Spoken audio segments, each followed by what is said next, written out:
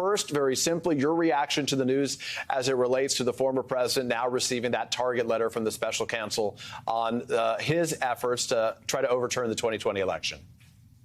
Well, I'm very interested to know the specific charges. As you know, the committee referred several matters, some potential violations of law, to the Department of Justice. It's clear that this has to do with the January 6th misconduct and the events leading up to it. But I'm very curious to find out the details. And I guess some relief that there will be accountability at the very top. We've seen a lot of the rioters themselves prosecuted correctly, been convicted, sentenced to prison. But to date, the people who organized it, who schemed that up, have not been held accountable. And I think it's important that that happen. Let me ask you then more specifically, what criminal charges do you believe that Mr. Trump should be facing, given the investigation that you conducted? Well, we referred 4 matters: obstruction of an official proceeding, a conspiracy to defraud the United States, submission of false statements, and incitement to insurrection. Now, the conspiracy charges have a need to prove intent, corrupt intent. And so I think there's been discussion about what did he know and when did he know it.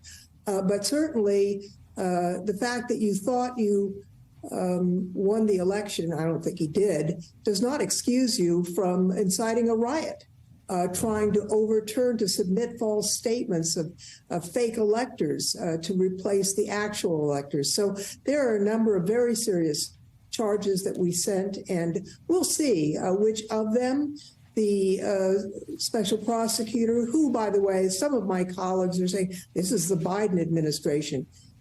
This special prosecutor was established so this would not be a political matter, so that it would not be the attorney general, it would be someone independent from the attorney general. And we'll see what evidence he has, but I'm confident that he would not have sent this target letter apparently on the verge of indicting the ex-president if he didn't feel that he could prove these charges beyond a reasonable doubt, which is what, of course, a criminal conviction requires. Hey, Congresswoman Lofgren, let me ask you, the committee on which you served detailed how the Trump campaign, the RNC, after the 2020 election raised hundreds of millions of dollars for what we know was a non-existent election defense fund. As you put it during the hearings, the big lie you said was also a big ripoff. Do you believe, you talked about criminal intent, do you expect that the special counsel would be looking at fraudulent fundraising related charges here as well?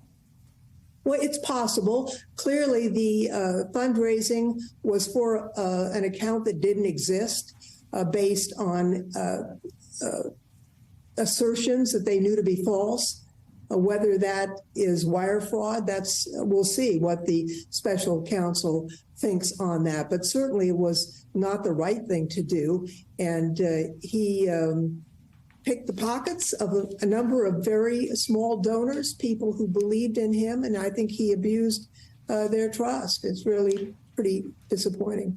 Let me ask you, if I can, the special counsel was able to speak to individuals under oath that your committee was not able to. Mike Pence, Mark Meadows. What are some of the key facts that you were unable to uncover, maybe the key questions you were unable to ask, that you hope special counsel Jack Smith has asked or has resolved? Well, as you know, Meadows would not come in. He knows everything. And so if he actually did testify and not take the Fifth Amendment, he would know everything that the ex-president did, said, saw, and intended to do. What do you hope Mike Pence would have said to the special counsel then, specifically? The former vice president was there side by side with the president in those key days.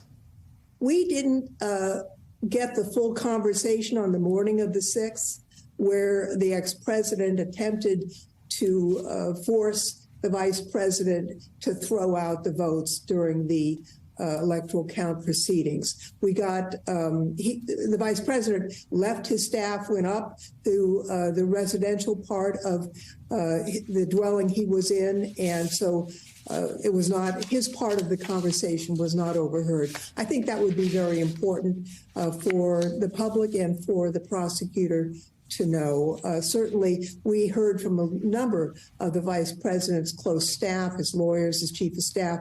So we had a pretty good idea of what the vice president had done and, more importantly, what he refused to do. Let me ask you, if I can, specifically as we talk to you about this breaking news right now. The former president remains the front runner to be the Republican nominee for president again in 2024. You've heard his public comments as it relates to these indictments, this possible indictment, some of the more autocratic leaning statements he's made, as critics have been very quick to point out. What do you believe is at risk for the country if former President Trump is to return to the White House?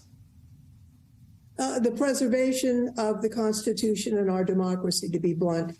He has an intention, he's even said this, that he intends to suspend parts of the Constitution if he is reelected.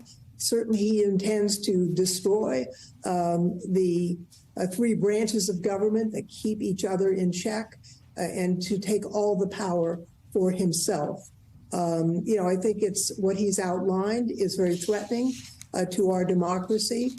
And I hope that voters are mindful of that.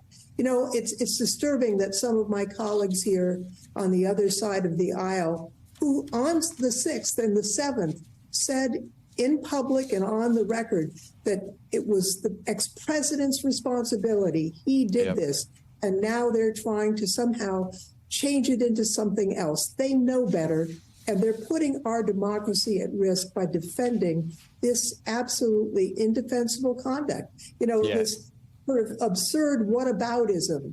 One of the things I remember in law school, they told you, if you can't dazzle them with brilliance, baffle them with BS. And that's what some of these guys are doing, trying to baffle us. Yeah, there seems like there's been a lot of attempts at baffling lately. Let me ask you quickly, the Washington Post and others have been reporting Jack Smith and some of the questions that he helped raise, specifically focused on the December 18th Oval Office meeting. Sidney Powell was there, Rudy Giuliani, Pat Cipollone, the White House counsel. They've said that meeting was unhinged. We have a bit of your committee's interviews on that meeting. Take a quick listen, then quickly I'll get your reaction. In fact, you did get to see the president without an appointment. We did. How much time did you have alone with the president? And I say alone, you had other people with you, but right from his aides before the crowd came running? Probably no more than 10 or 15 minutes. I had recognized, okay, there was nobody in there from the White House. Mark's gone. What's going on right now? I opened the door and I walked in. I saw General Flynn. I saw Sidney Powell sitting there. I was not happy. That's Pat Cipollone there describing some of those he saw speaking to former president. Who else do you think, Congresswoman, deserves a target letter? Well, I'm surprised that Giuliani apparently has not received one. We don't know about Eastman. We don't know about Meadow. We referred not just the ex-president, but others. There's a lot of culpability among his top circles.